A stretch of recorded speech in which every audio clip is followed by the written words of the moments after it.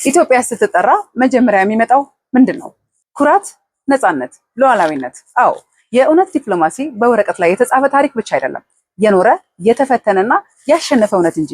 የተባበሩት መንግስታትና የአፍሪካ ህብረት ግንባር ቀደም መስራች በመሆን የዓለምን መጋረጃ የከፈተች የዲፕሎማሲ ማማ፣ ቅኝ ገዢዎችን አሳፍራ የመለሰችው ይህች ሀገር ለአፍሪካ ወንድሞቿ የጸረ ቅኝ ግዛትና የጸረ አፓርታይድ ትግል ጋሻና መከታ ሆናለች። ዛሬም ያው ነን። ለአፍሪካ ችግሮች አፍሪካዊ መፍትሄ በሚለው የማይናወጥ መርሃችን ለሀገሪቱ ጥቅም ሁሌም ከፊት እንቆማለን። ግን ታሪክ ብቻ አያጠግብም።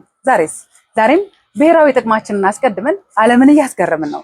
ከ40 በላይ ሀገራት ደጅ በጠኑበት መድረክ ኢትዮጵያ የብሪክስ አባል በመሆን የድርድር አቅሟንና ዓለም አቀፍ ተደማጭነቷን በተግባር አሳይታለች። ለድርድር የማይቀርብ የሉዓላዊነት መስመር አለን። በውሃ ሀብታችን ላይ መብታችንን አስከብረን የገነባነው ታላቁ የህዳሴ ግድብ የዚህ ማሳያ ነው። ከጎረቤቶቻችን ጋር በጋራ ለመበልጸግ የኃይል ትስስር ፈጥረናል። ይህ ብቻ ይመስላችኋል? በዜጋ ተኮር ዲፕሎማሲ ከ500 ሺህ በላይ ዜጎቻችንን በክብር መመለስ ችለናል። ለዓመታት የታፈነው የባህር በር የህልውና ጥያቄም ዛሬ የዓለም አጀንዳ ሆኗል። ዛሬ ከመደበኛው መንገድ ወጥተናል።